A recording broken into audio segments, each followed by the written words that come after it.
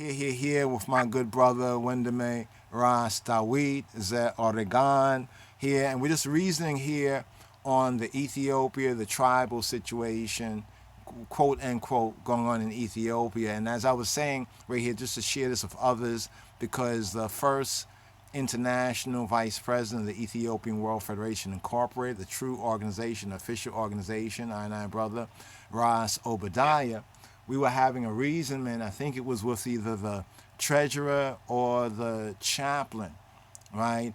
And he had brought up the fact, it might have been a chaplain. I know we have these like, the offices. It's necessary for us to reason and communicate. And after we take care of the business, sometimes we're just chatting about Ethiopia. And some of the brothers have actually gone there.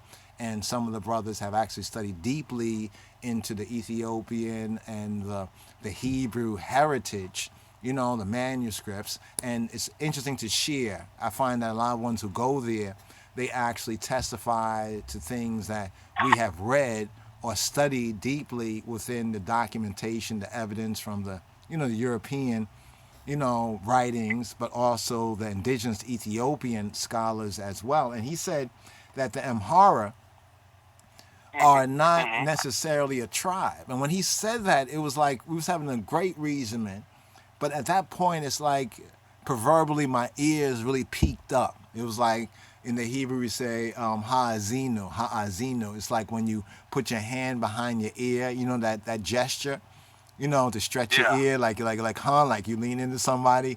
That's what it means, ha'azino, like incline your ear, like bend your ear. It's like my ears automatically just peaked up, when I heard him say this. And once again, what he said was that the Amhara, right? We hear that there's tribalism going on in Ethiopia. And I guess if you call a thing, then the thing, by the power of creation, will become. You know what I mean? The power of the word. Word sound power. Word sound power. Word sound power. I mean, when you say that, though, it piques the ear. I understand that. So not to cut that. Which insissa? Which Chaim? Which animal is that? Oh, turkey. The turkey. So yeah, I'm seeing with Cross-Eyed Cricket Farms. Cross-Eyed Cricket Farms. You got to get the products and check out what they're doing. Also, reaching out to the youths and more to come. Hopefully, we'll be able to do another one and even start to get on the live chat as well, so one can see, get to the groundation, the ground, the land.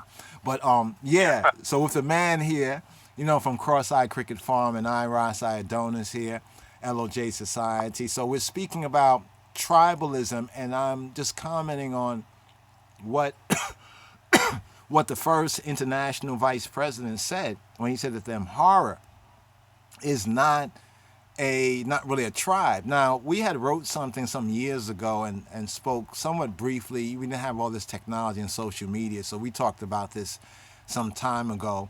But I don't know how far it's circulated. So we're not seeking to say we take any credit or anything here, but it's something that we already have covered, this particular ground. And from our deep Ethiopian Hebrew research, we got to find out that the Amhara is not a tribe as the Western Gentile world and the world today will call tribe. It's really a sultane. I'm using the Amharic term sultane. Sultan can mean like expertise. It can mean like we have the word consultant, sultan. It's from the same Afro-Shemitic root as sultan. Now, sultan, of course, is like an Arabian, an Arabic title, but we have sultan. And then in the Hebrew, we have sholtan, right? Now, what's interesting about that word in Acts of the Apostles, chapter 1, I think it's verse 7, 8, or 9. I think it's like verse 8, where Yeshua HaMoshiach is saying the resurrected Yeshua HaMoshiach, not ascended as of yet, but resurrected, right? Yeshua HaMashiach, Jesus Christos, our Rabbi, Rabboni Yeshua, Jesus Christ, he is saying to his disciples that about power, right? Receiving power. He says, it's not for you to know the things or the times that are in the hand or the authority of the Father, right? But you will receive power. So he uses the word power in two ways. We just have a freestyle quote of that right there. But I know a lot of ones are about King James, King James, King James.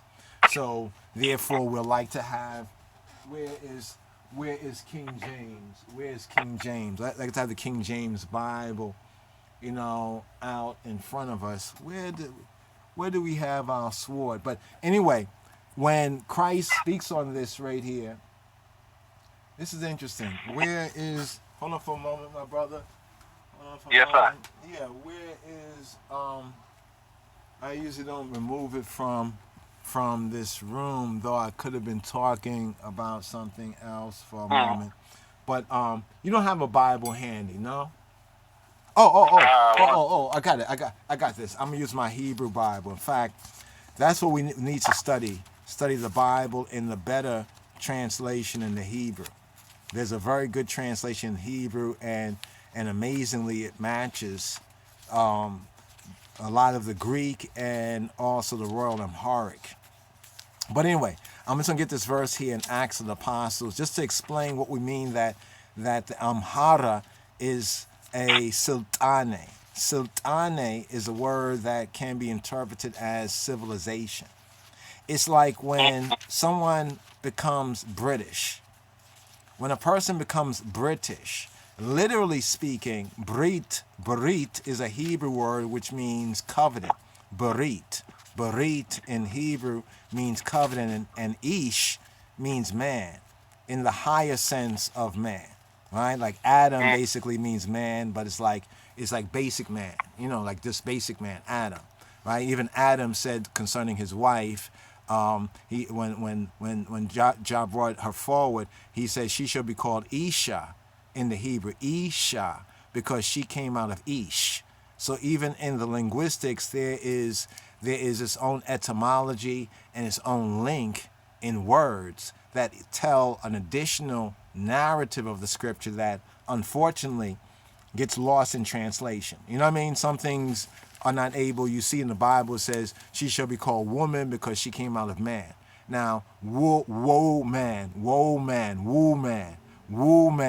out of man. So you see a link with man and man.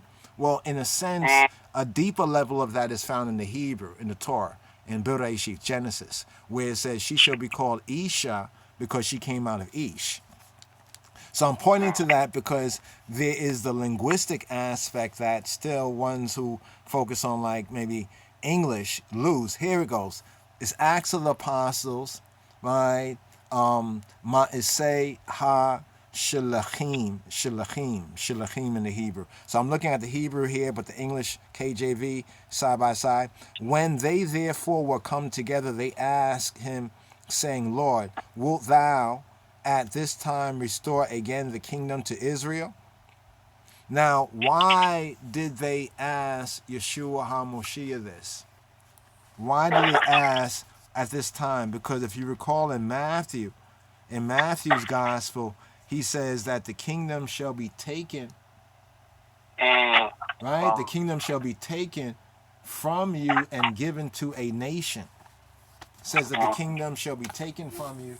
Here we go right here, and given to a nation. Now, why I'm mentioning this right here, because it's important to understand the divine prophecy concerning the royal order of the Ethiopian Hebrews and the Israelites of Ethiopia, and how this connection with this Judeo-Christian heritage that connects with Kedemawi Haile Selassie being that fulfillment, we can say, in this day and this time, and going all the way to the time of the Queen of the South, called the Queen of Sheba, Nigis Makeda. She was known as Makeda. Just take note, she was known as Makeda in Ethiopia. Balkis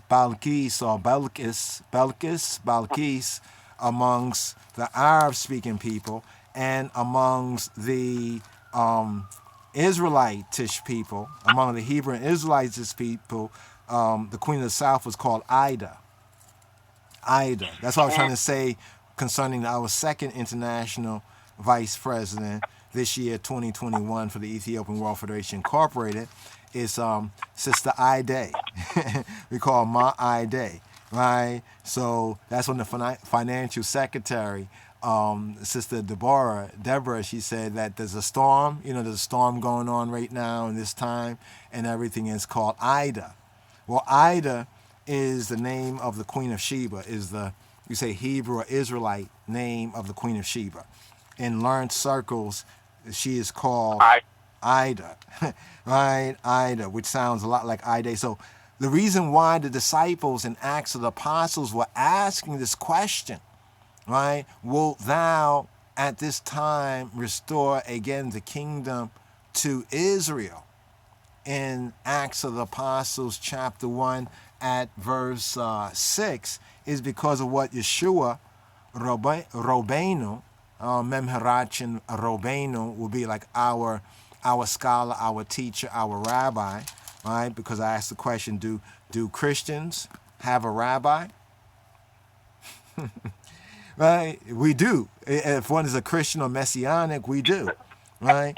But here in Matthew chapter 22, verse 43, Yeshua said to them, he said, therefore say I to you, the kingdom of God, of Elohim, shall be taken from you and given to a nation, bringing forth the fruits thereof.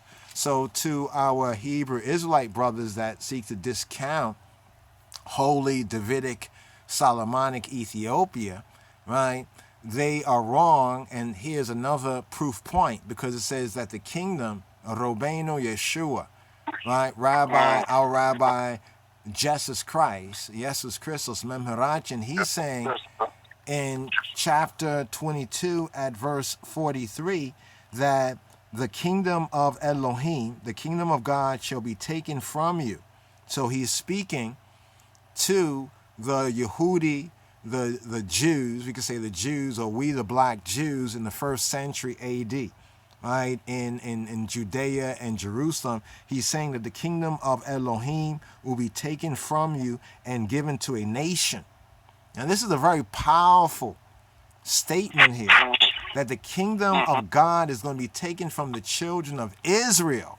That means the kingdom is going to be taken from the children of Israel, fully taken, because at that time it was the last of the Judah, the last of the Judai, the last of the Jedi, the last of the Judai. What do I mean by that? It was only the tribe of Judea, or Judah in Judea, right, along with Benjamin and Levi and a few remnants from some of the other tribes that had returned to the land. But at that time they were under Roman occupation. It was like how Baghdad was, or how some parts of the world is, where they have like foreign troops, and a puppet government. Huh? Yeah, foreign occupation. Foreign occupation and a puppet government. So I'm pointing to this right here just to make a very important connection, because this is one of the proof points concerning the Israelites of Ethiopia over nearly 3,000 plus years, connected with the fulfillment with the King Messiah, the King of Israel, upon the throne of great King David, Kadamawi Haile Selassie, and I, the saints, right, the Hasidim, the saints, right, the Kedoshim, those of the name Rastafari in this time. So we're looking at Daniel's prophecy. We're talking about the saints in Daniel's prophecy. The epicenter of the elect of the saints are Rastafari. This includes other peoples too, other true Christ faithful people. I just want to say Christian, as though it doesn't include Jewish people, because even Paul said it himself. Paul, who we know as Rav, or Rabbi Saul, Rav Shaul, a.k.a. the Apostle Paul. Even he said to Peter, he says, we are by nature Jews. We're by nature Yehudi. We're not sinners of the Gentiles. So notice that Paul was an apostle to the Gentiles, to the other nations, first to the Jews in other nations, the black Jews and the diaspora in other nations, and also other peoples. So that's a secondary point would be, is salvation only to Israel? Because there's some who say that salvation's only to Israel, and most of the Christians or people who have believed in Christ have been just fooling themselves for the past 2,000 years. We of the LOJS Society, right, the Rastafari Habarim, the Royal Order of the Ethiopian Hebrews, we do not accept it that way. I'm just putting this on the beamer right here. Just a couple of points right here at the outset. Now, to the point about the Amhara. The Amhara of Ethiopia, what shall I liken them to? I shall liken them to the Jews of the first century of the New Testament Bible. I would liken the Amhara in the Revelation to the Jews of the New Testament, vis-a-vis Jesus of Nazareth, Ye Nazaretu Jesus in the Amharic, Yeshua HaNotzri, to Jesus of Nazareth. So if we would like to see who are the Amharas, what are the Amharas like? I like to insert into the exhibit. You have, brother, do you have selected speeches? You have a copy, a hard copy or a soft copy of that? I do have selected speeches. I keep a copy.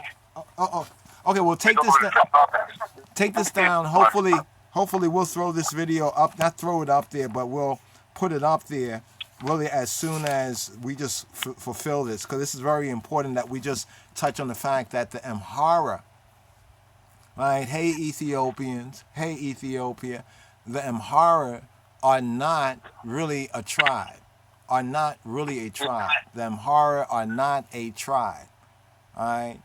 Now, they have been acting, many of them to their discredit, have been acting tribal. You know what I mean? It's almost like which speech? I grabbed it right out of the. You grabbed it. Okay, go to page 10. Go to page 10, bro. Go to page 10, bro. And that's in the speech. That's in the speech about graduation, engineering college, engineering. Because what we're doing here is engineering. You know, engineering the kingdom of Elohim. This is what we're doing. We're engineering it. But we have to take care how we build on the foundation. You got to take care how we build on the foundation. So it should be on page 10. If you have a hard copy of it, it should be on page 10. Yeah, so the Wise Mind selected speeches. Okay. Wise Mind. Okay, it's the one that's called Selected Speeches and Imperial Matches, a thick book. I could send the... No, not... Okay. You probably have one of the other, like many of the brethren and sisterin and groups of ones and ones have, wherever we found His Majesty's speech before, back in the days, I used to read this publication called Reggae Beat. Like Reggae World Beat, African Beat. It was a publication for like reggae music and different, like you could say, music that was more conscious and cultural and black music. And every Reggae Beat magazine, they would have a speech, a page of the speech of His Majesty. That was like one of the first places I could read a speech of His Majesty in toto. Like in fullness and everything, you know, and that's how it was. So some of you youngins, the babies, calling ja babies, share this video with the ja babies, with the youth, the Rastafari who are up and coming, you know, because they have a powerful advantage in this time due to technology that many are taking for granted and not really taking making good use of. I'm talking about like the social media. You know what I mean? Where you can download, you know, whether Wikipedia pages, you can PDF these pages, you know what I mean? You can back it up. You can do like I do on some pages. Some pages I just copy the whole page or copy selections of the page and I paste it into a Word file. You know? I paste it into a Word file and save it by that title. Because knowledge is power. In other words, knowledge is power. You know what I mean? What kind of power? That's what we're talking about right here. So let's touch on this book right here. Just a brief thing about the Amhara. His Majesty here on July 17th, 1958, there's a speech under higher education in selected speeches of His Imperial Majesty Haile Selassie I. If ones want to get a PDF, I think we still have the PDF copy up at LOJS.org. Bro, I'll send you a copy I'll forward a copy to the eye. But you can also see it. You can get a hard copy. We also have a reprint. Some books are reprinted. So we have the official one that His Majesty had put out. His Ministry of, I think it was Ministry of Information, had put out years ago. So this is what I'm reading from selected speeches. There's other speech books. Some of them might be the same or similar because there's been many collections of His Majesty's the word sound. But here he's speaking, he's saying right here, the existence from ancient times of marvels of construction, among which Ethiopia proudly numbers the monuments at Aksum, the remarkable rock churches and other engineering wonders, attest to the long history of the profession. So His Majesty is speaking here. It's a graduation speech on engineering at the engineering college. But I'm going to scroll forward down here where His Majesty says, now that your formal education is over, you graduates, like engineering graduates the world over, will have to apprentice yourselves. Let's see, is this the one right here? Okay, let me just continue. Apprentice yourselves to senior engineers and acquire the necessary practical experience which alone can complete the training which you have received at this college. My bad, that was the speech before. It's actually on page 12. It's the next speech, and it's public health graduation at Gondar. This is under higher education. This is from May 18th, 1959, where His Majesty is speaking to the Amhara. And here's what he says. He says, now that you are to begin the medical and health profession, we recommend that you work diligently, for treatment and cure alone is not enough for a country. Prevention is also necessary. And here I have this highlighted. He says the Amhara race must know that it has an obligation on its part to work in the technical field, no matter at what level. His Majesty says, to preserve the heritage of one's honor and culture is praiseworthy, but to exceed the limits may prove detrimental. Okay, this is just a brief section of this speech here from May 18th, 1959. This is the well-known speech where His Majesty says that much cannot be accomplished in the pursuit of spiritual advancement, let alone that of material gains, without labor. He says, learn, exclamation point. Work, exclamation point. I think we just lost I brother on the chat right here. Let's see if we can bring him up here again. Your call has been forwarded to an automated... Okay, let me see if the brother comes in. Hopefully the brother comes in right here. Because we still would like just to share the epicenter of this. Just bear with I people right here. Okay, here. Yes. Yes, I just cut the eye off. Cut the eye off. No problem. I'll just segue in with the people because we're still recording. What we have on the screen right here, as you'll see, it probably can be re-edited. Hail up, Ras, Hayel, Tafari. There's a couple of ones-on-ones who have these skills here. Hayel, education is the key. Brother, education is the key.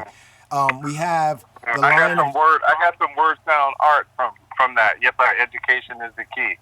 Yeah, man. Support the channel there. He's one of our, like Sister Fanai. There's some ones-on-ones who are good influencers. You know, they can help to make the knowledge or, you know, the product or the promotional go. You know, they just have, that's their gift, you know, for our, you could say, marketing, so to speak. But here we have the Lion of Judah, the one from, we call it the old Lion of Judah from the time of Dagmawi Menelik. And we have the trifold banner, right? We also have the Constitution of His Imperial Majesty 1955, where he says that the Ethiopian colors, or the colors on the flag, has green, aranguade, in the uppermost, layenyao, in the uppermost banner, mekakalenyao in the center, it has bicha is yellow, and at tachinyao, right, at the bottom, it has K K is the red. So, Okay. Okay. yeah, there you go, the K, the red. So we have arenguade, green, bicha, yellow, K, red. Now, I have it on the screen because the three major groups, right, in, we could say, Holy Ethiopia to Imperial Ethiopia, and now fighting in this latter days of modern Ethiopia. The three major groups are the Tigre, are the Amhara, and the Oromo. Now, here's what's kind of interesting. Some say that these three banners, the green is for the Oromo, the yellow is for the Amhara, and the red is for the Tigre. That's why if you look at some of the tribal, so-called regional flags, they call it national flags, right? Remember the times of the Gentiles in the Bible, politically in this world, to update the biblical prophecy interpretation, are the nation states. The nation states today, the times of the Gentiles are the times of the nation states. And the nation states have been going on for about how long? For about a little over 400, maybe 500 to 600 years, the nation states in this modern form.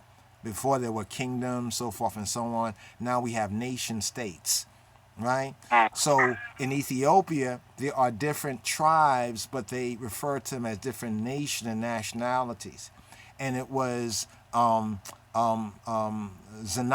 Melis Zenawi, coming from the north, the Tigre heritage, right, who really instituted this kind of separate identities that often threatens Ethiopia's unity, its modern day, latter day unity, with secessionism, with one saying we're going to break off. We've heard this from different groups, right? Chiefly some of the Oromo activists, right? And some of the radical Oromo, political, groups, because they are agitating for a cause and certain issues that we might not always agree with them, but we the black people of the world, so as members of the Federation, and especially us as the elect, as Rastafari, right, so as the ethnic Rastafari who have this 400-year experience over here in the Americas and Caribbean, we have to become more informed about what's really going on the ground. And this means researching for ourselves, finding the documents and the evidence, and then also checking with our Ethiopian counterparts. Some rely too much on Ethiopian counterparts, and some of them may be honest in their assessment, but also they may have a bone.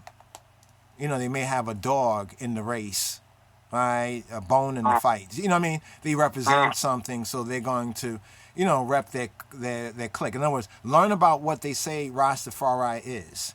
And then with that knowledge or some of that awareness, then come to I and let's reason.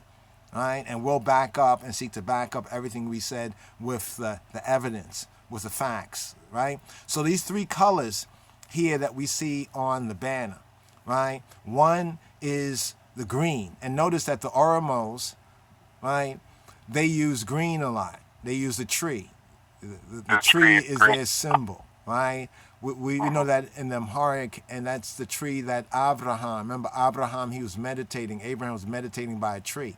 But the King James Bible doesn't let you see that because they call it the plains of Mamre. So in the KJV Bible, the plains of Mamre, right, are really the God trees or the strong trees. In the Amharic, it's called the Adbar. The Adbar Zaf. Zaf is the word for tree in the Royal Amharic. So Abraham was meditating by the tree. This is where Kedus Selassie, the Holy Trinity, came to Babeta Abraham, came to the house of Abraham.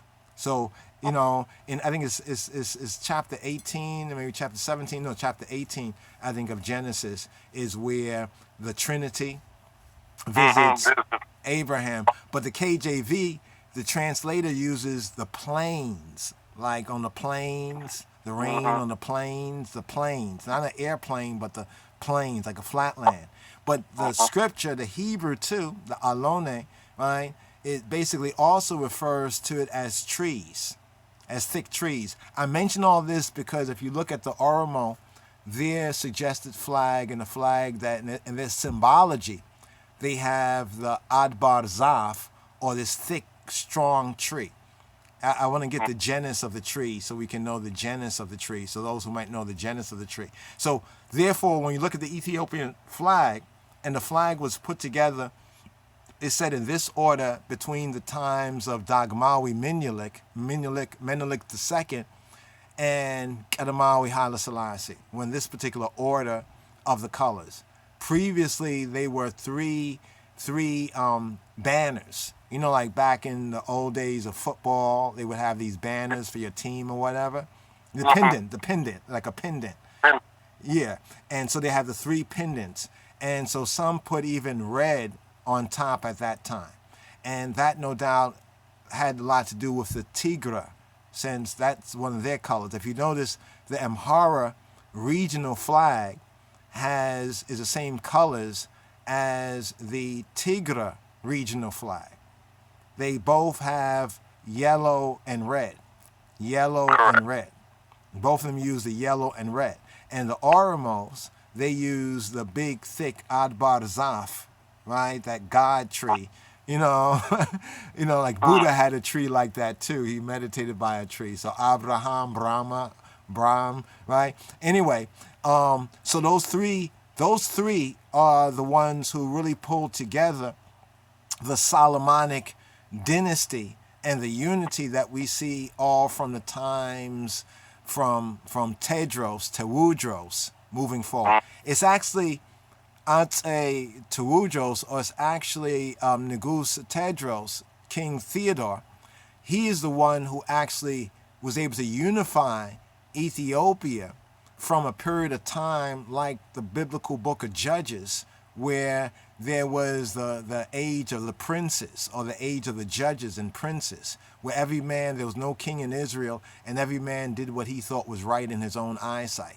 So Tewudros, he's the one who introduced the Amharic, right, the Amarinya, as the main wana Kwankwa, as the main language, the Lisana Negus. From the Ge'ez, it's called Lisana Negus, the language of the king, right? The language of the king, because it's known that in the royal courts, right, and among, we could say, the highland, you could say like the British of Ethiopia. What do I mean by the British? Don't get offended, right? The British, Barit means covenant and Ish means man. Barit Ish is a perfect Hebrew expression. Barit Ish. When somebody becomes British, it means like in America when somebody is nationalized. You have people who are born and grow in third world countries. They're all steeped in their culture. They know their culture. They know their language. They wear their garments. When they come to America and they get their citizenship and they become nationalized because they meet a particular standard of qualifications, right? You see them wearing jeans, you see them dressing like the people, you see them talking like the people, because they're becoming socialized into this national group, into this, I caution to say ruling class, but there is a ruling class element to it, because the Amhara are composed of the Tigre in the north and the Oromo in the south. Once again, the Amhara, why the Amhara is not a tribe in that sense, the Amhara is a civilization. And the reason for me bringing out the word Sultane, the Amharic word Sultane, is because, remember, we was in Acts of the Apostles?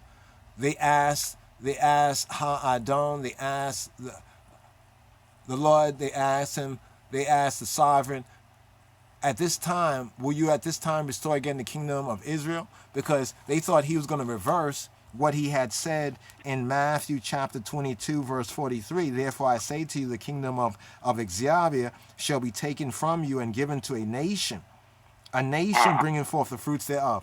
I'd like to say this here, in that Lutheran interview, His Imperial Majesty and the Lutheran Oswald Hoffman, that Lutheran interview, he says, when he's asked, what is your advice that you would give young people. He said the advice that he would give all is to fulfill the 10 commandments.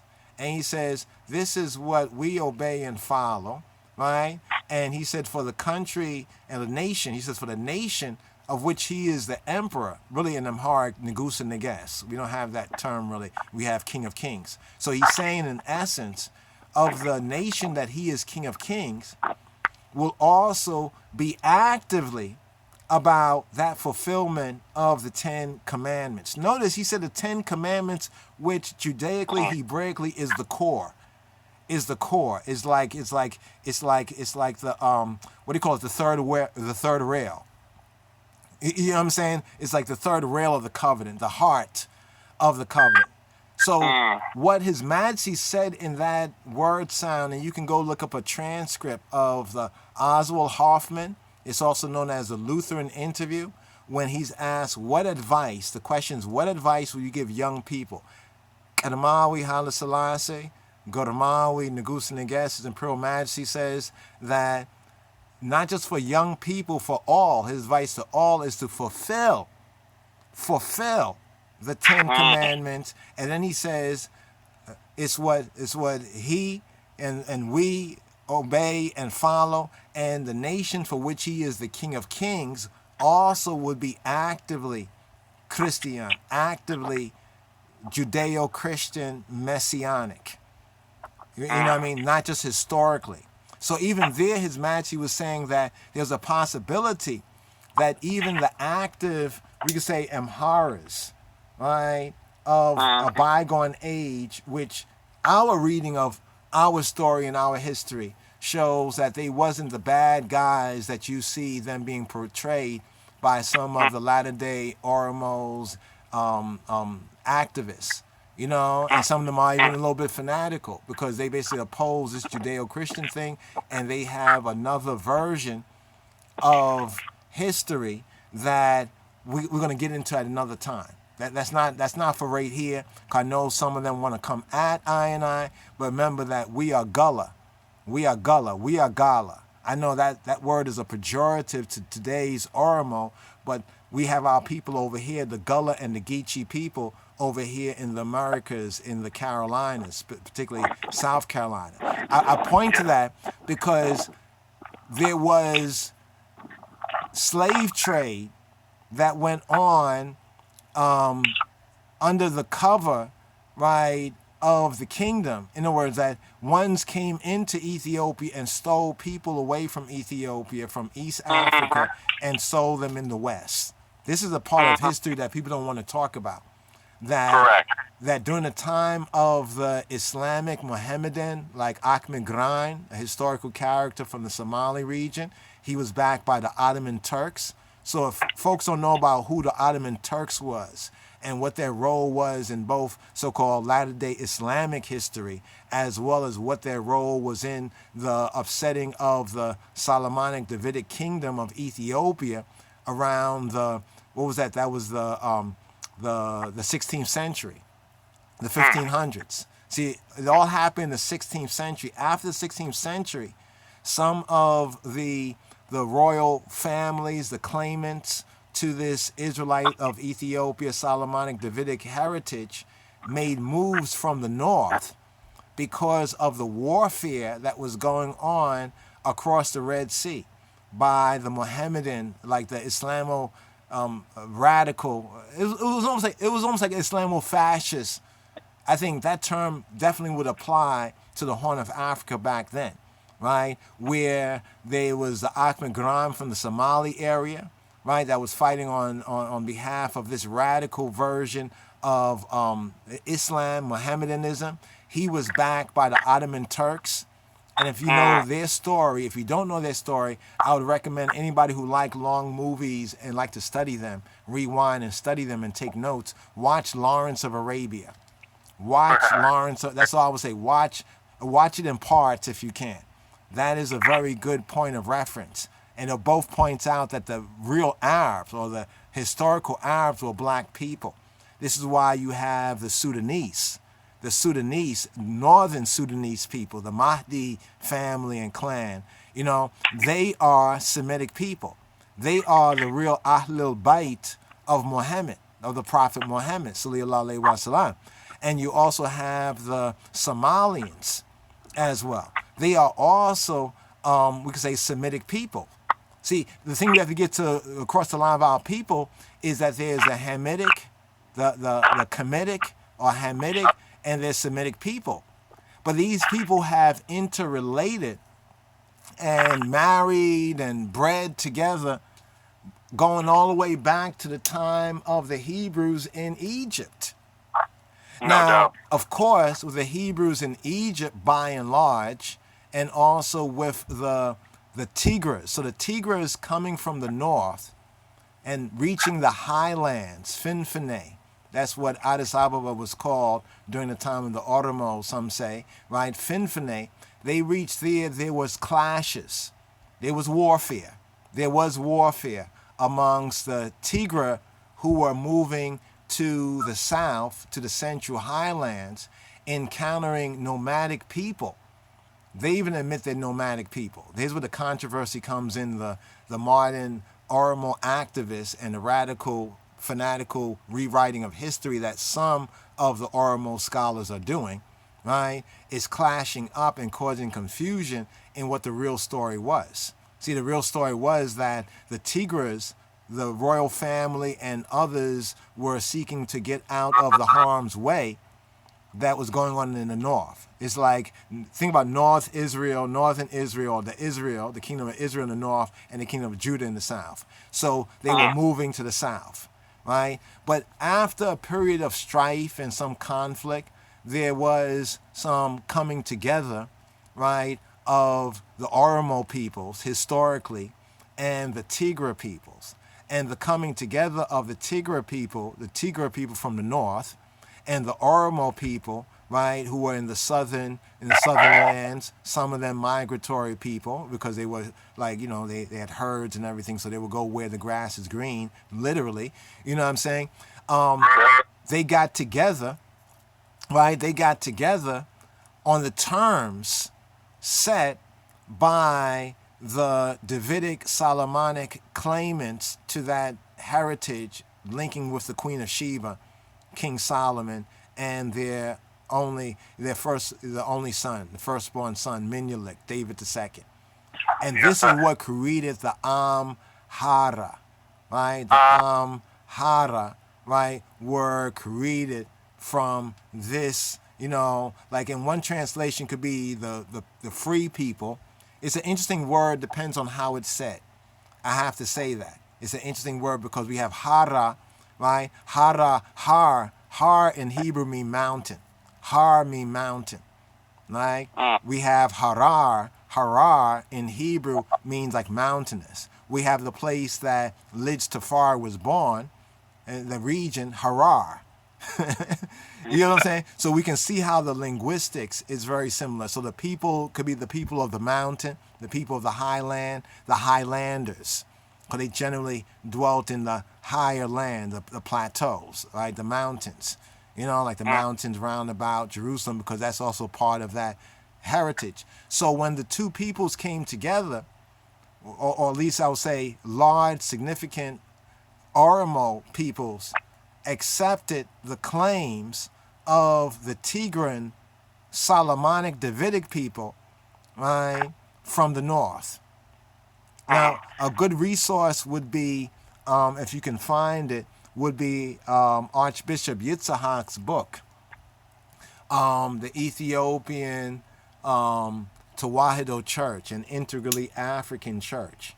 That book, he goes into that history as well and points out indigenous resources. So the Amharas came about, so to say the Tigre plus the Oromo equals Amhara. The Tigre plus, now of course we're not getting into the detail of it. The detail would be this, just like in English society in the UK, for somebody who is not natively English, how easy would it be to, or difficult would it be to become British? This has happened before, where even sometimes the British or the English people will accept somebody as a Brit, and they may not be indigenous or ethnically British, but because they're such an Anglophile. I mean, they love the Anglo-Saxon whatnot culture, right? And this was one of the conditions for many of the Oromo, right, who at one time were called Gala. We'll get into the whole Gala thing at another time, right? And the Gala and the Gullah, right? The Gullah people over here in the Americas, because we suspect from even we got some DNA. We had to do some DNA, some controlled DNA tests to see really if there is that blood link. We see a lot of other phenotypes, cultural like links between the Gullah Praise House people, daughter of the Dust people over here in the Carolinas, and the Oromo people over there in the East. But the Oromo people, seeing that they were not, first of all, they're Kemetic people, or Ham. Hebrew would say Ham, Amharic would say Kam. They were Kemetic people, or people say Hamitic people. The Tigres were Shemitic people. Basically, their mother tongue, the Tigre people, their mother tongue is Shemitic, right? Tigrinya, right? And that has strong affinities with Guts, or Ethiopic. And the Oromo people, their linguistic is more Cushitic. Some would say Cushitic or Hamitic or Hamitic. Now, the two coming together form what we have as the Amharic language. The Amharic language is considered to be an Afro-Semitic language. Why do they call languages Afro-Semitic? What other languages are Afro-Semitic? Well, Hebrew is Afro-Semitic. Well, that makes sense, because the Hebrews were in Egypt, and Egypt is the land of Ham. Egypt is the land of Kam. Egypt is the land of Ham, as they call it. You know what I'm saying?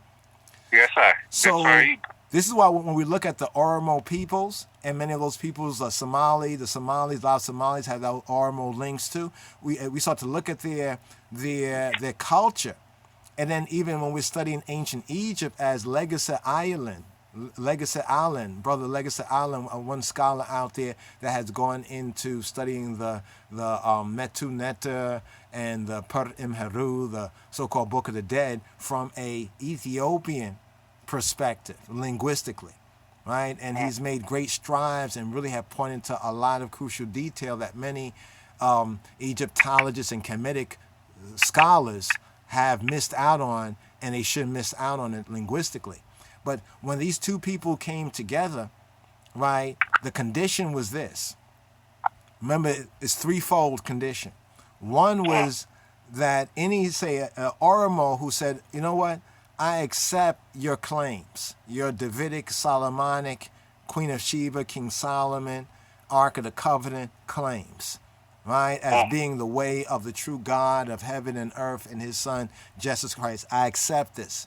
This means that they would have to become a member of the Orthodox Church, right? Faith, right? The faith.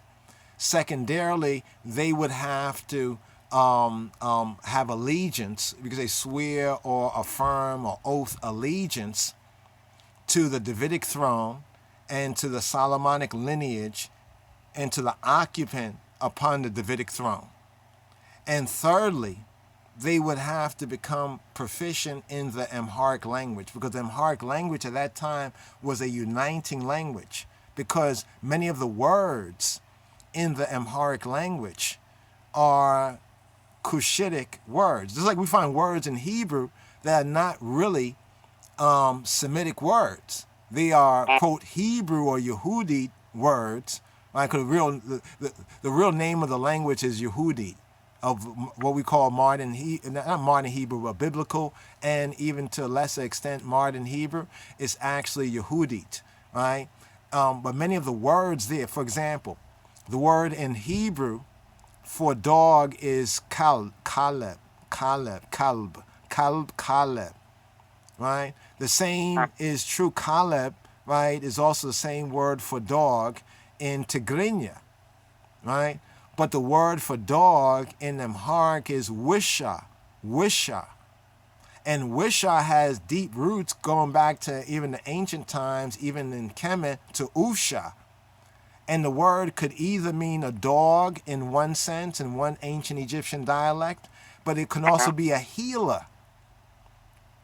Because remember in the parable of Yeshua, of Jesus Christ, where he talked about Lazarus, he said there was a poor man, Lazarus, and a rich man who wore purple every day, like those purple-wearing Israelites, the IUIC Israelites. He wore purple every day. And the rich man, he ate wonderful banquets every night, but the poor man, he slept outside the rich man's gate, and only the dogs licked his wounds. So there's an ancient link between the healer and the dog. I'm just saying that how language points to things that can get lost in history. If we would have some almighty power given sense. I want to say that some God given sense. You know what I mean? But my point here is that those three conditions were necessary to come into this sultane, to come into this authority. It was basically the authority. This is why as Matzi says what he says in selected speeches, where he says the Amhara race. Notice he's calling it a race. See, a race is different than a tribe. And, you know, like if we just go into Amharic, the word race is zer, like zer, the same word for seed. Like we have zer or zera, zera in the Hebrew has a harder sound because Amharic is somewhat feminized. When I say feminized, the sounds are softened. When if you hear Tigrinya speak, Tigrinya is more like Hebrew. It has harder sounds. You know, like we say zer is seed, right? In Hebrew it'd be zera, right? Zera, right? That you know, that kind of very guttural sound. So it has those sort of sounds. So what we find is that the Amharas came about from the covenant, like a covenant merging of the Tigres from the north and the Oromos, right, in the south. And yes, there was a period of war. Yes, there was no doubt name calling on both sides. You know, like when two peoples, right, are clashing over land and resources. You see what I'm saying?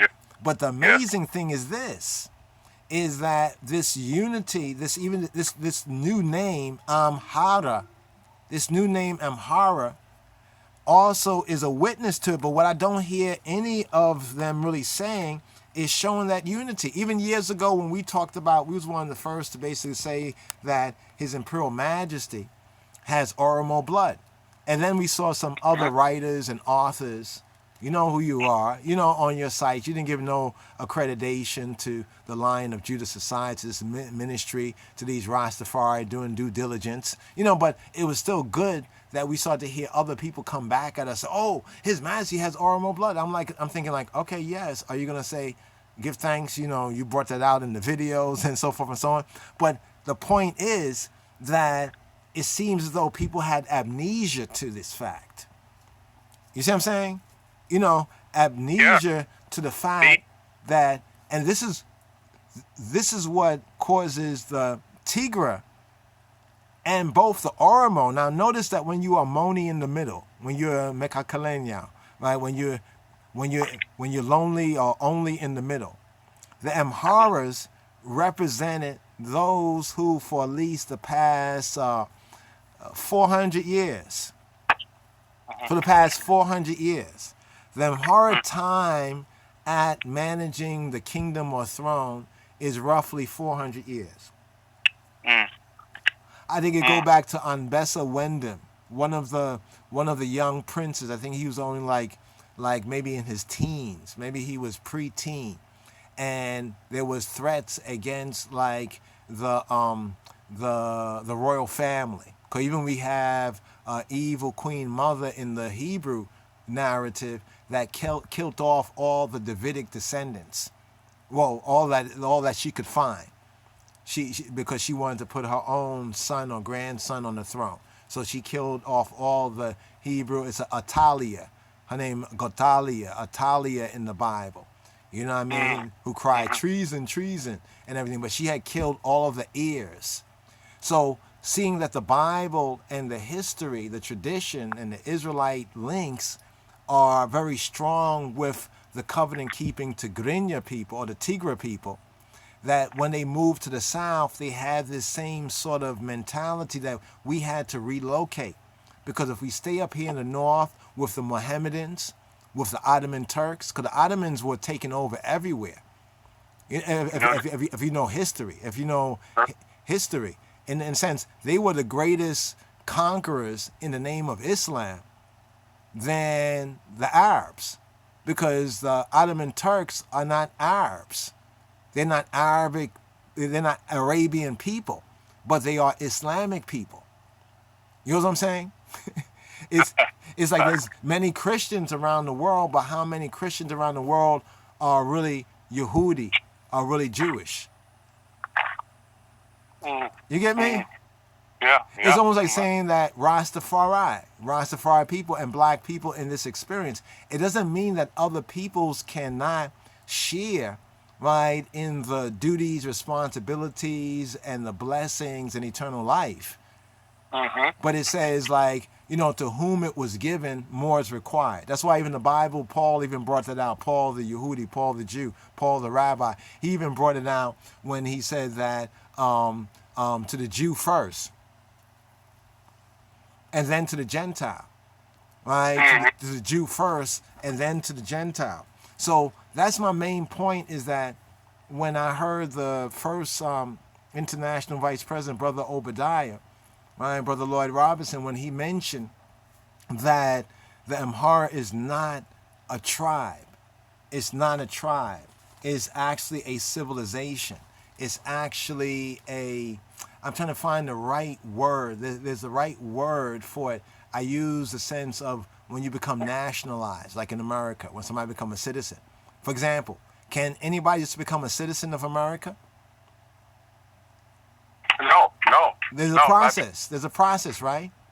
Correct. There's qualifications. The same thing with coming into this covenant identity that is known and was known historically as Amhara, right? That the idea of what's mentioned, the Amhara race, the Amhara seed. The word race in the Bible is the word seed. That's because that is saying whether you are of this seed directly or not, you're defending that seed of Jacob. You're defending that Zerah Yaakov. That Zerah, the Zerah Yaakov, as some would say, but the Zerah Yaakov, that seed of Jacob, that seed of Israel. That's what the whole covenant, when we talk about Judeo-Christian, that's just a fancy academic way of pointing to where the roots, the real roots of Rastafari, especially for I and I, black people here in the Americas and Caribbean, where it really lay. Not lie. Get out of the lie and learn the truth. Where is the groundation? Where the foundation really lay? So what has happened is, since the godless creeping coup, since the rebellion against His Majesty, since a lot of the miseducation that ones Ethiopians have gotten, they have started to read, and the Oromos also. You're my people, as I'm a Gullah from Gullah roots. Y'all used to use the term Gala, but now it's a pejorative. It's not a good word, so you're of course of Oromo. But I understand. I do understand their qualms, their gripes. You see what I'm saying? Because His Majesty here in selected speeches says that the Amhara race, right, that seed that defends the seed of David, right, the seed of Israel, must know that it has an obligation on its part to work in the technical field no matter at what level. He goes on to say to preserve the heritage of one's honor and culture is praiseworthy. So being an Amhara was an honor, right? Like it says, honor the king, honor the brotherhood. It was an honor, and there's also a culture. There's a particular culture, you know what I mean? With its roots being Judeo, from the line of Judah, from King David, right? Solomonic, have the scripture, the Bible, and a lot of things that the Ethiopians do, even to say Tena Yist Alin. Tena Yist Alin basically describes, if I were to say to you, bro, if I would say, like if I say shalom, shalom, shalom, aleikum, shalom lak. Lekov. I say like peace to you or shalom aleichem, peace be upon you. It's basically to say Tena Yistalin. Tena means health. Now shalom in the Hebrew also refers to health. Like in the Hebrew, if I were to say ma shalomcha, ma shalomka, like I'm saying to you, ma, what? Shalom, peace, ka, you, male. Ma shalom ka, what is your peace? What is your shalom? I'm basically asking you, how's your health? It's like tena istalin. Like dena, to say, are you good? Are you well? Are you safe? Are you good in your spirit? Are you good in your mind? How's your health? How's your wealth? In other words, shalom covers wealth too.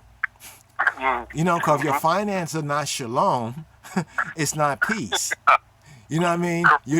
You're not in the black, you're like in the red. So when Matthew said to preserve one's honor and culture, he's speaking directly to the Amhara, is praiseworthy.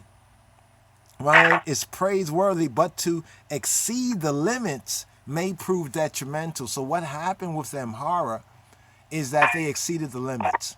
What happened with the Amhara is that if the truth be told, and the truth is told and will be told, especially by I and I, many of the Amhara were complicit with the godless creeping coup, with the rebellion against Gormawi Negus Neges, against his Imperial Majesty, against John Hoy. They were complicit because what many of their higher echelons, their leaders, right? Remember, it wasn't the Jewish people in the first century New Testament Bible, the Yehudim. It wasn't the Yehudim as a people necessarily, like all of them, not all, that wanted to have Christ, Yeshua, right? To have Yeshua Hanotri, right? Robeno crucified. It wasn't all of them. But who was it mainly? It was the leadership. So we can point to elements in the church, right, that were Amhara, that turned their backs on His Majesty. There were some members of the family that were acting funny and strange. You know what I'm saying? And also that thought by supporting the students' revolt. Actually, it was the Muslims that had revolted first, right? But then the students picked up on it, and that became the story. By supporting that and then pushing things, they thought they could push the old man, the Ancient of Days, Arregawi, right? Negusa Neges. They thought they could push Arregawi, Negusa Neges, the ancient King of Kings, the ancient majesty, right? The ancient majesty out of the way. And then when His Majesty effectively, like what says, He be taken out of the way, when He was taken out of the way, right? So that the mystery of iniquity would come in, right? As it says in Thessalonians. When He was taken out of the way, it was left to the Amhara. What did the Amhara do? By and large, especially those who were in the positions that they could have assumed power and could have stirred the great ship of the King of Kings government, they jumped ship. They jumped ship. They ran. They jumped ship. They went abroad. They went abroad to England. They came to America. They went to Sweden. They went to other countries, you know, since that was what they had many of them lusted after anyway. You know what I mean? They had a strong desire for that as well. And this is one of the reasons why both the Tigre and the Oromo, they are both agreed on one thing, and that is their dislike of the Amhara. You know what I'm saying? And then for us, some of us as Rastafari in the early days, when we understood or got to understand the Amhara link, and we started to identify with the Amhara, even we were the first to come out with like the Amharas, the Rastafari, you know, the Amharas, you know, that we encountered many of them, and many of them looked at us as though we were strange. Now, it is true that there's many ones and ones, like even Hail Up Sister Fanai Sunlight with Rastafari TV, even her family, you know, Kinfem Mikael, even, you know, my brother who we like to go back and forth, Brother Zacharias, like to heal him up as well. They were ones who were members of the Orthodox Church when it first came to the West, when it came to Jamaica, when His Majesty bought the house up, Kedis Selassie, up in the Bronx and everything. It was many of these ones and ones who were there to receive, like Oscar Wilson, you know, the son of His Majesty, the fleshy son of His Majesty, when he came out here to be his chauffeur, to be his driver, and to do for them. It was ones like in the 12 Tribes of Israel organization, and many of those who were Ethiopian Christian, based on their identification in the Ethiopian Orthodox Tewahedo Church. You know what I mean?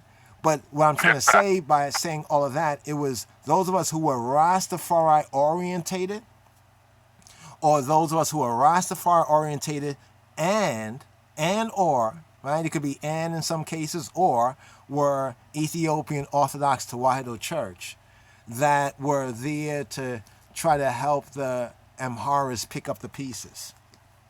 You know? And I would say for all this time, many of them have been seeking to do their monarchy projects. You know, they want to get the monarchy back and everything like that. But they haven't included I Rastafari as part of their council. You know, it said if you want to conduct war, right, you get good counsel. You take good counsel. You know what I'm saying by that? To include us and stop saying that all Rastafari are Jamaican, because many of I, right, are Black American, you know, are Judahite up here, and this is where the organization, the Federation, Ethiopian World Federation, was founded. And in fact, why that organization is having such a hard time of it is because only some of the loyalists, you know, from other places, with a few remnant from America that is really coming together to do the work according to Constitution and bylaws and the fellow membership. I just have to put that there on the surface because these are the elements of our sovereignty. These are the elements of our self-government.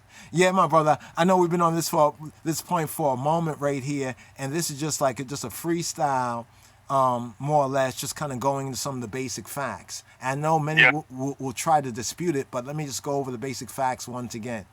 That the Amharas are composed of the Tigre, right, the northern Semitic covenant people, because they have a claim to the covenant. As I mentioned to you before we started recording, the Queen of Sheba, the Queen of the South, she was from, some say, Magdala, right? And Magdala, and a place in the Bible called Migdal, right? Migdal can mean tower, but there was a place called Migdal or Magdal.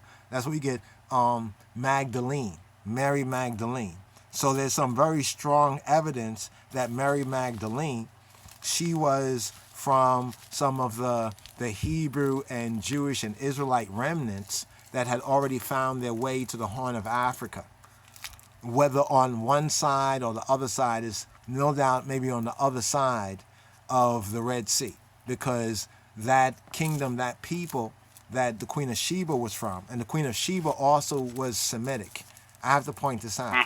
And it doesn't mean she wasn't a black woman, right? It doesn't mean that she was not a black woman, because some things that, you know, because the European Jews, they really, if they're Ashkenazi, according to the Bible, that is from Gomer, that's from Japheth. Now, it does say that Japheth will dwell in the tents of Shem or something like that. So maybe that's, you know, why they're there, like we were saying earlier. What did I say? I said about, like, yeah, they can be Jewish, but they might not be Semitic. See, a lot of the European Jews, they are Jewish, but they are not Semitic. If they are Ashkenazi, according to that, their own history, and according to the Bible. And now, if we throw the Bible out of it, like the Torah, the scripture out of it, then what are we dealing with? You know what I'm saying? Then what are we dealing with on that particular level? But the Tigre people moving south roughly 400 years ago in the 16th century, after 1530, So 1530, the Ottoman grind, a lot of other things that were going on made the northern land, the Horn of Africa, the Gulf of Aden, became very explosive. You have to recognize that that's one of the main sea lanes. And Yes. Axum, originally it was said, was a place where travelers, some say it was called Wagshum. Some say. Some of my in-laws who do their own scholarship, native Ethiopian people, they say Wagshum because it was a place where travelers would meet up. There was wells, there was place for accommodations, lodging, probably has some wells and water. And so people would use this as almost like an oasis, so to speak, And I'm not sure that I sent you the pictures or the videos, but even today there was wagon trains of camels waiting to leave or coming. You see that there? So the north, you have to remember that the north, we got Eritrea. Remember, this is when Eritrea more than 100 years or so. Let's see, let me make sure I do the Eritrean history story good here. All right, that's 46. I'm just doing the basic time. About 70 to 100 years, maybe a little over 100 years, Eritrea, the land was there, right? But Eritrea wasn't the same Eritrea as we have it today because all the politics and the Italians and the back and forth and the federation that His Majesty set up and all of that. There's a lot of history that has reshaped things. But what we need to do is to get to the common denominators. That's why we're pointing this out, because this is maybe a bitter pill for some, and ones who try to deny it every which way. But the truth of the matter is that the Amhara is not a tribe, and when they ruled well, right, all basically accepted it. When you're doing the right thing, like people say, when you're up, when you're successful, when you got money, when things are going on, everybody's there. You got all your friends. But when things turn bad, some of your friends will stay with you. But then, if your friends recognize that you caused these things to go bad, so the Tigre in the north have a kind of an enmity, a bad hard feelings to the Amhara. Right? The Oromos in the south, by and large, also have a bad feeling to the Amhara. So you see how this tribalism goes around? Yes, sir. So see, they both got together in a sense. The Oromos were carrying the swing. The Oromos were like us black people over here. Even sometime if the issue that comes up that causes us to be out there in the streets might not always be as worthy as we would like it to be. But once that happens, once that momentum, they got the momentum against Meles Zenawi going on. And so the Amhara kind of banded together to get rid of this TPLF, the Tigre People Liberation Party, right? The northern party. So they got Meles Zenawi out of the picture. He died, and then they were able to, and now, if you notice, now the Tigres are striking back. From the report I heard, they had pushed out of Lalibela in the north, allegedly, I say, all of the Amhara priests. But what is an Amhara? In ethnicity terms, most of those who are called an Amhara, and they are ethnic native to Ethiopia, they will have Oromo, and they will have Amhara/Tigre blood. Wow.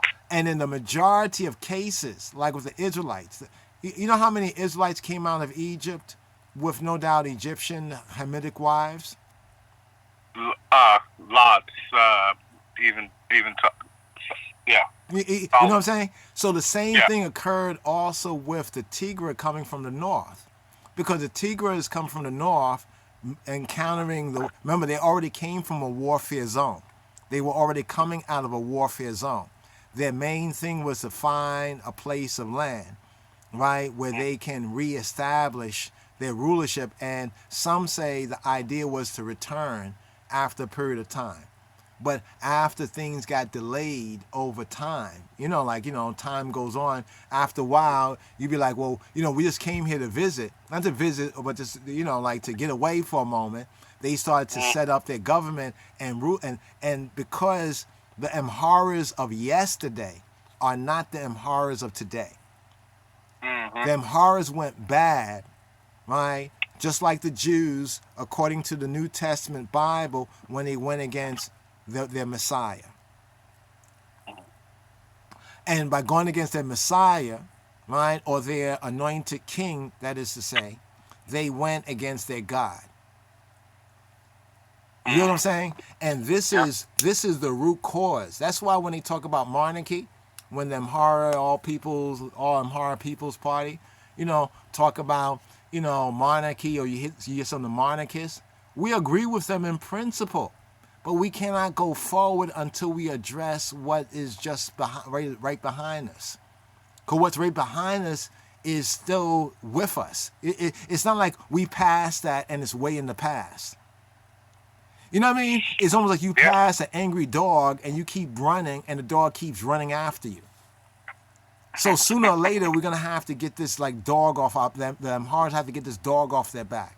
And the best thing that they can do is really to acknowledge the failures of the previous generation, especially the betrayal of many ones against His Majesty. Because if the Amhara people, right, who are composed in its essence of Tigre and Oromos in this covenant, this kind of Ethiopian British, this covenant person idea, if they had maintained the course, Ethiopia would not have fallen in the abyss, Abyssinia, in the abyss that it did. It would not have happened. You see what I'm saying? It could not have happened. You know what I'm saying? It's almost like when the kings, if the king's men, right? If the king's men, for example, when Yeshua was brought before the Sanhedrin, if the disciples and all of those who had faith that he is the one, if they just stormed there and showed up,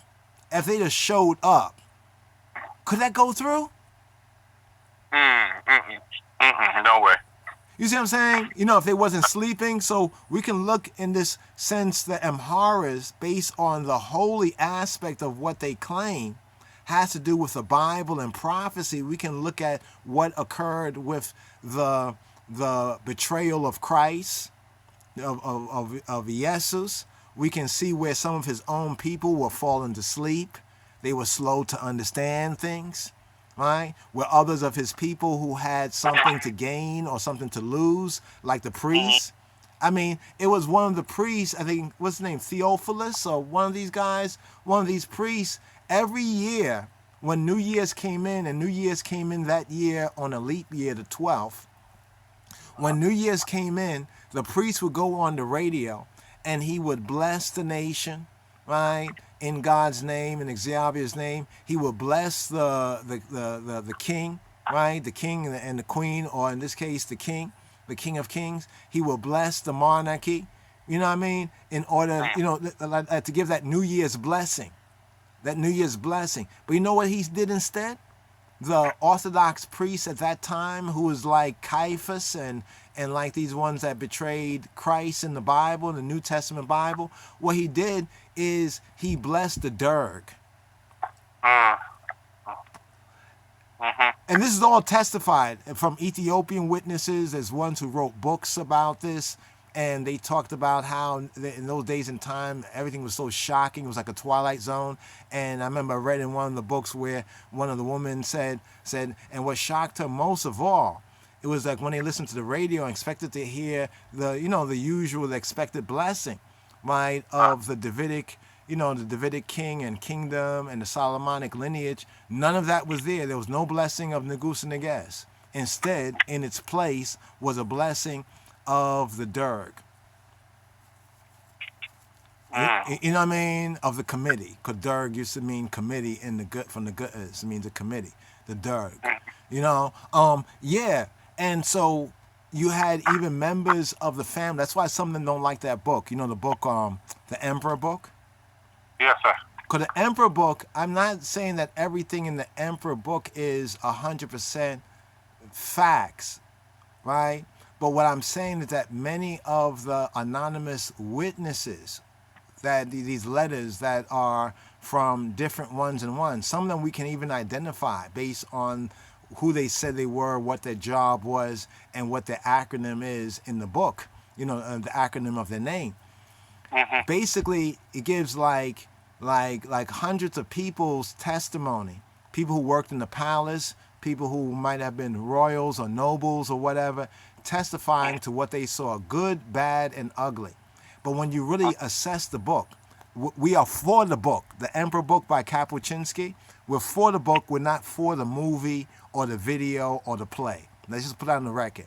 We are in favor of the book as a document and a point of evidence, but we're not in favor of them doing, because you know what they did? They had a man in a wheelchair, right? And some other people, they did a video, like a play, where the man in the wheelchair was pretending to be his majesty. It was this goofiest thing. And nothing against the man in the wheelchair, but it was like a little mockery.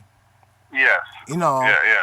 And so a lot of the royal family and many of the ones in the House of Rastafari over in England and other places, they basically have licked out against, the book and the play and the video. I think the video is still up there on the YouTubes. If you look up the Emperor, I think it's something called The Emperor, right, by Kapuscinski. But the book itself, we know why a lot of the royals, the Amhara royals, would like to not to look at the book. Because the book gives us good insight.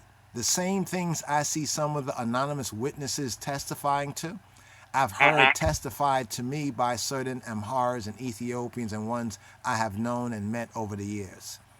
In other words, nowadays there's a new view of His Majesty among some of them politically, because they recognize that His Majesty is more accepted after all these years in Ethiopia than the Amhara in their former position.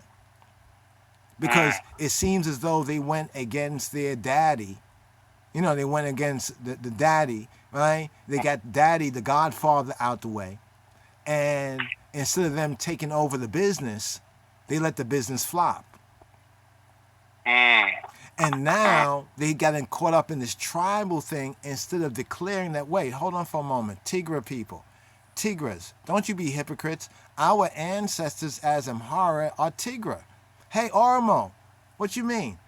Our ancestors, many were Oromo, and many of the Oromos, many of those who were Oromos, some was called Gala at the time, but many of the ones who are today called Oromos, historically, who have become part of the Amhara, part of that Sultane, that system, the Ethiopian, we could say British kind of thing, covenant man thing, were better. I said the Oromos were better Amharas than a lot of Amharas. Let me say it like that. Okay.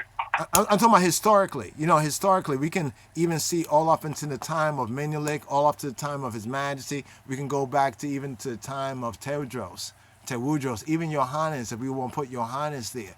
That many of those who were Oromos had converted or accepted the Orthodox, Ethiopian Orthodox Tewahedo faith, right? Many of them were fiercely loyal to the King of Kings, to the occupant upon the throne of David, and many of them spoke and helped to expand the language. You know what I'm saying?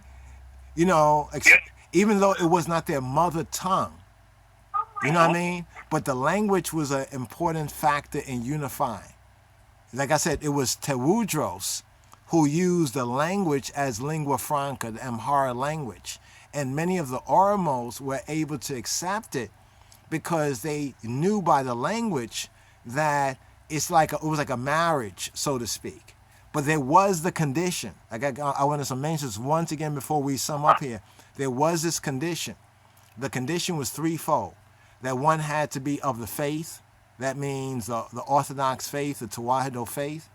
One had to be loyal, right, to the throne of David, and the occupant upon the throne of David. And one had to learn and become proficient in the use of the Lisana Negus, Neges, the tongue of the king, the tongue of the King of Kings, which was the Amharic language. Those three would be the main qualification for that kind of Amhara citizenship. It's almost like we are the custodians. It's like how the Jews became the custodians for God's people. That's why Christ even says in the Bible to the Samaritan woman, y'all worship that which you know not. We know what we worship for salvations of the Jews. So in the same sense, the Amharas represented that salvation and that unifying. But that was when they did not look at themselves as a tribe.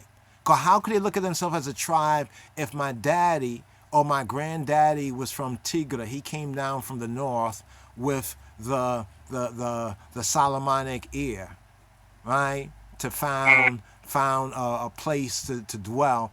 And my granddaddy, he's a Tigre, and my grandmammy, my mama, my inat, was Oromo. How could I ever be against my Tigre brothers up in the north or my Oromo people, even extended people, even if they are not Orthodox, even if they are animists? If they're fighting us, we will fight them. See, that's what occurred.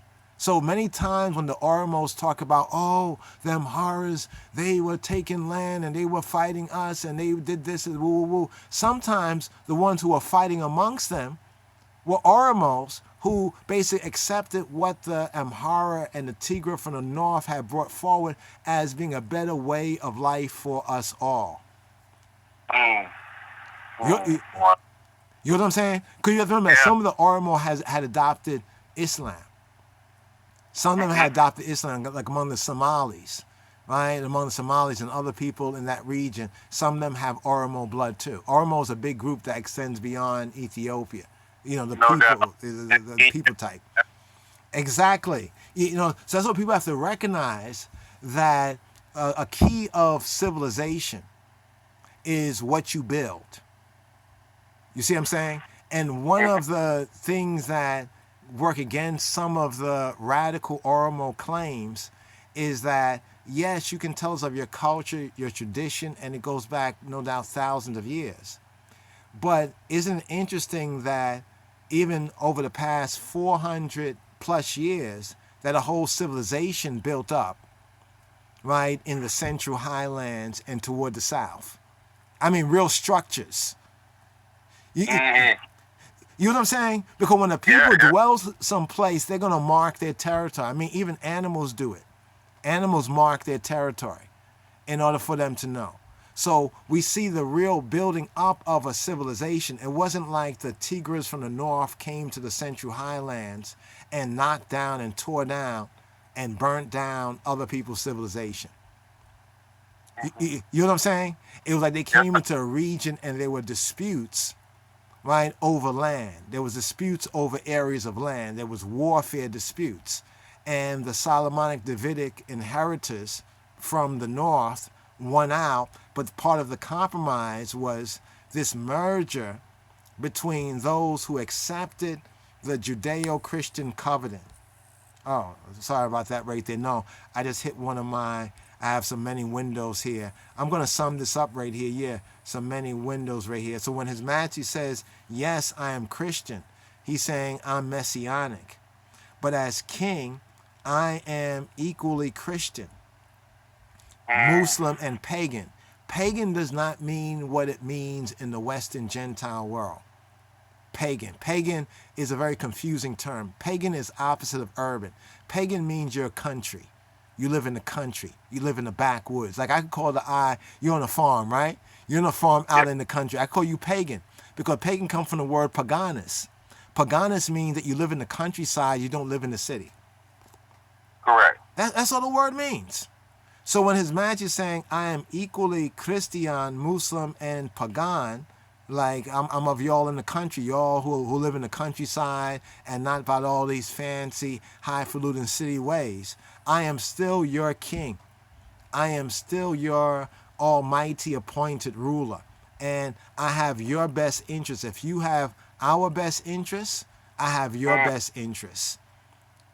You know what I'm saying? It's like to say that the Republican president is not just for the Republicans. They're going to forget about the Democrats and the independents and people who are unaffiliated. if you're not Republican, I'm not doing nothing for you. No. You know what I'm saying? But it's just important to bring that out, and the Oromos have gotten into the fanatics. I say fanatics because they need to check the fanaticism.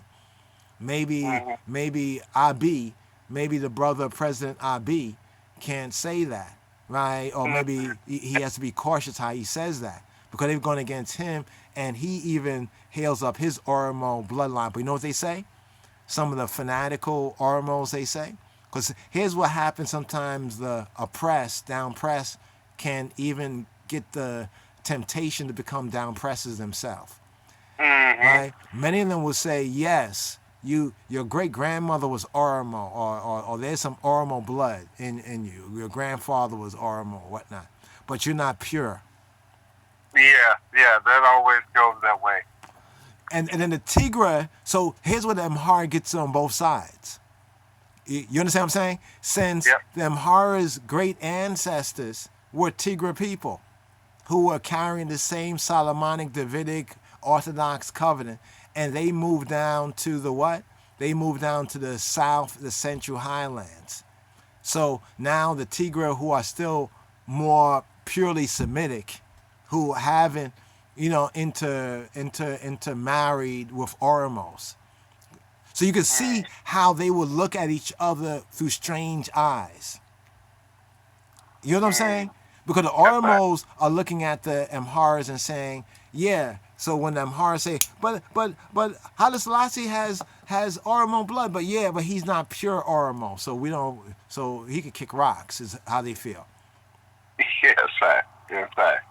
You know what I'm saying? So that is the position that the Amharas, my second point, and we'll build on this another time, but is that the Amharas are like the Jews of Ethiopia. The Amharas are like the Jews of Ethiopia. And they're like the Jews, not so much in the Old Testament sense, but they're like the Jews in the New Testament sense of Ethiopia. But it's a very important question, and we really need to study this. This is why when we look at the flag, those three colors, notice what keeps those colors together. The Lion of Judah, Moa Anbesa Ze'im Negeda Yehuda. That's what keeps those colors together. So when they took the lion off of the flag, the Anbesa, right, the Aryeh Mi Yehuda, when they took the Anbesa off of the flag, right, it almost seems symbolically to allow those colors to split. Because remember, the Lion of Judah not only is the unity of those three colors on the flag, but the Lion of Judah also carries both the cross, that's the faith, right? It's the Lion of Judah, so that's the heritage, Yehuda, Judah, right? And then also on the cross and on the banner, it has the banner so it's carrying the cross with the banner. So you actually get to see the Lion of Judah twofold on the flag. You see what I'm saying? So that means the lion itself, which is a symbol of the Davidic, the dynasty of David, right? Zion, people try to make Zion just the ark. Zion is the ark in a symbolism. Remember that it was David that brought the ark to the place he was at, to the palace he was at, and that palace was called Zion. Remember, David brought the Ark of the Covenant from the house of Obed-Edom, right? Obed-Edom, to the palace that he took back from some of the inhabitants that were occupying Jah people land, right? And he put it in the courtyard of Zion. That's where the Zion connection with the Ark of the Covenant comes in. You see what I'm saying? Because of David. So the Lion of Judah represents David's rightful seed, that covenant that was made with David.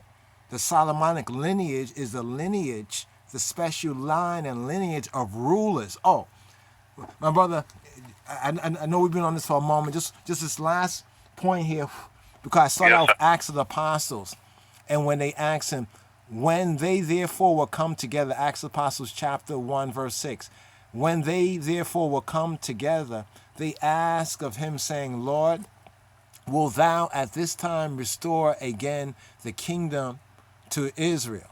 And he, the Lord, Adonai, he said to them, Getachin, right? Getachin, to say our sovereign, our Lord, our master said, it is not for you to know the times or seasons which the Father hath put in his own power.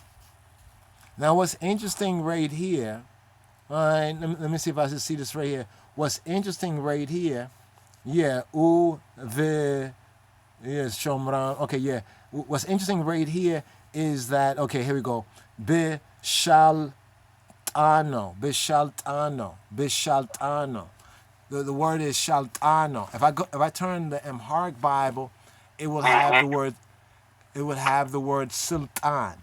Sultan in the Amharic, and here in the Hebrew it is shaltan, but it says shaltano. Shaltano would be like to say sultanu, basically sultanu, shaltano. You can hear the Hebrew shaltano and sultanu is close. It's just a little like tomato difference. Shaltano, sultanu, right? So that word there is the word to say his power. But the word properly means his authority. In his authority. So what Yeshua is saying to them, don't worry about when the Father is going to restore the Malkut, right? Hamluka.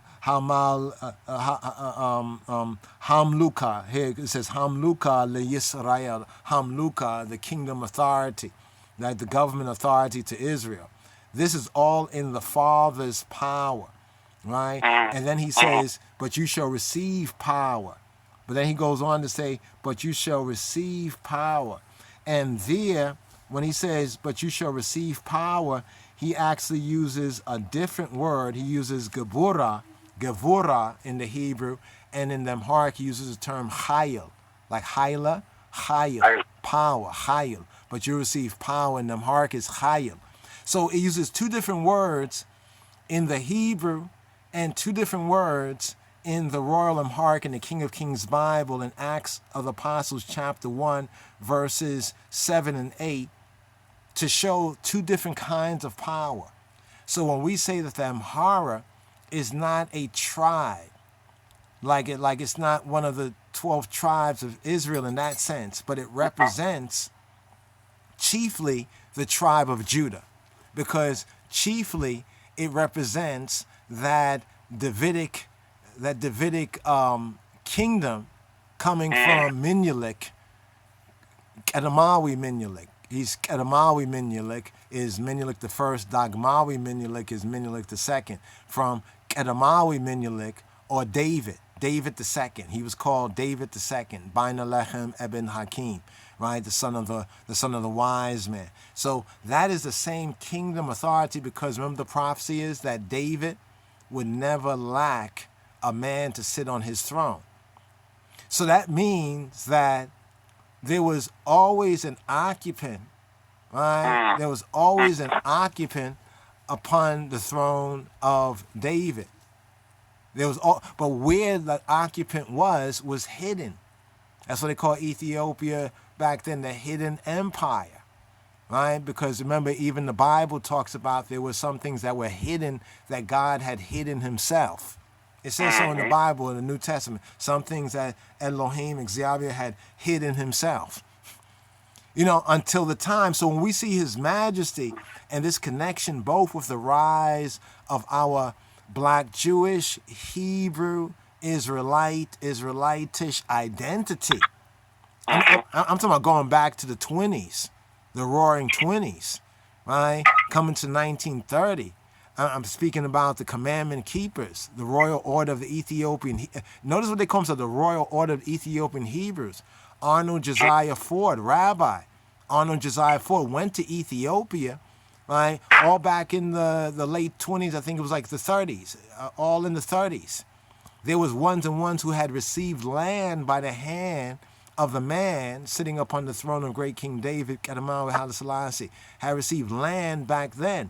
But then after the Italian fascist invasion in 1936, many of them were evicted by the Romans, by the Italians. They were kicked out, especially when they saw that we were like from America and the Caribbean. The Romans or the Italians, the fascists, had kicked them out.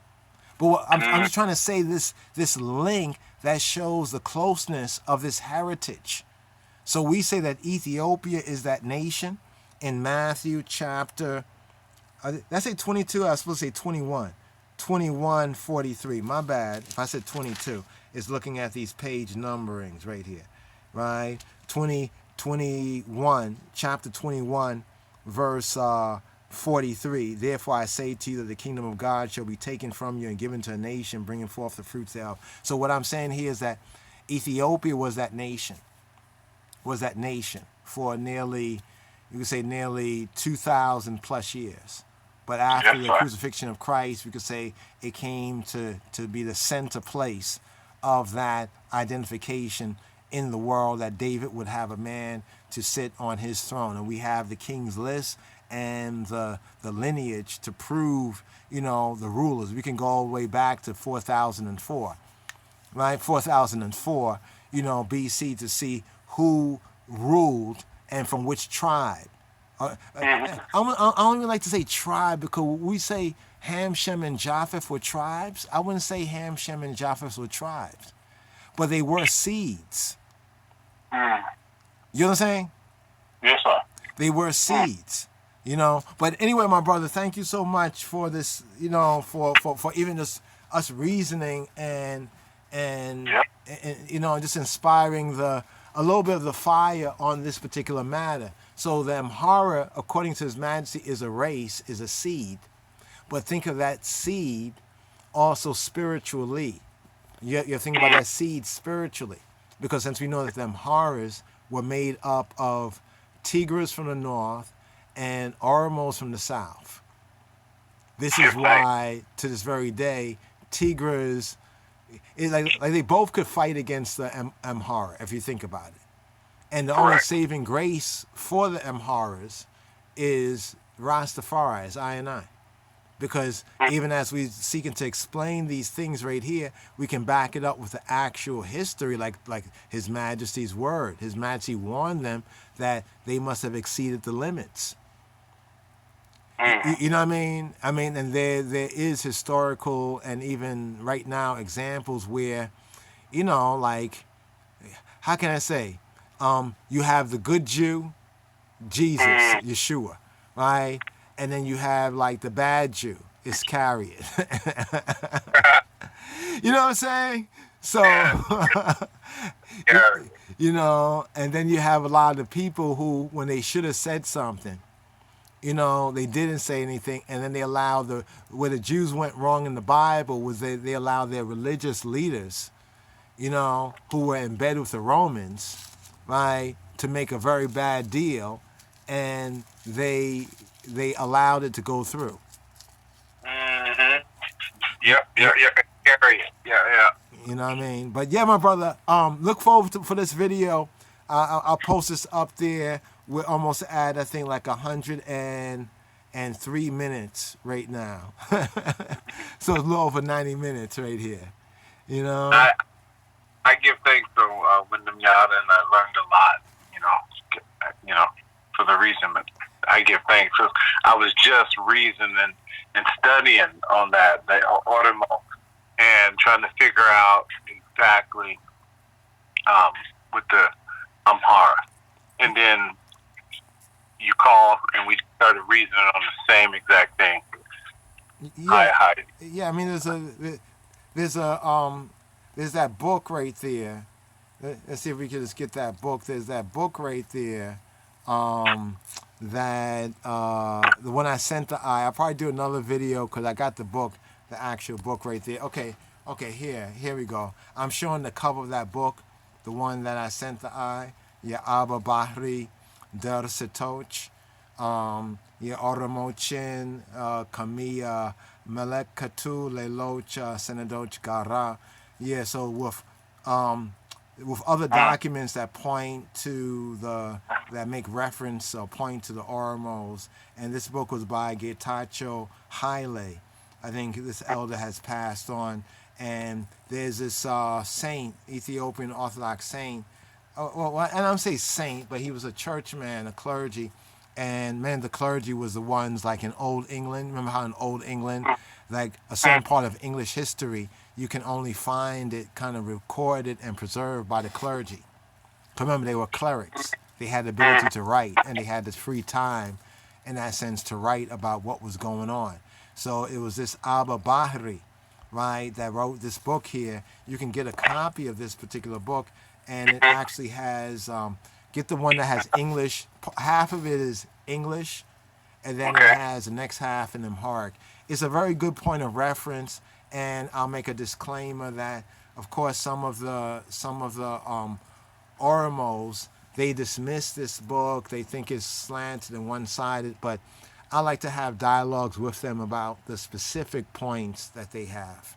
You know, seeing that we have some possible blood relations with them. You know. Gullah. Yeah, the Gullah, the Geechee and the Gullah. The Geechee and the Gullah, you know. You know, don't say Gullah, say Gullah. Yes, my brother. So shalom to the eye and to the fam. You know, let's hopefully reason again soon, my brother.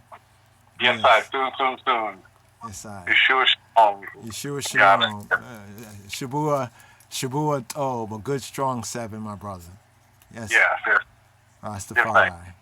Rastafari.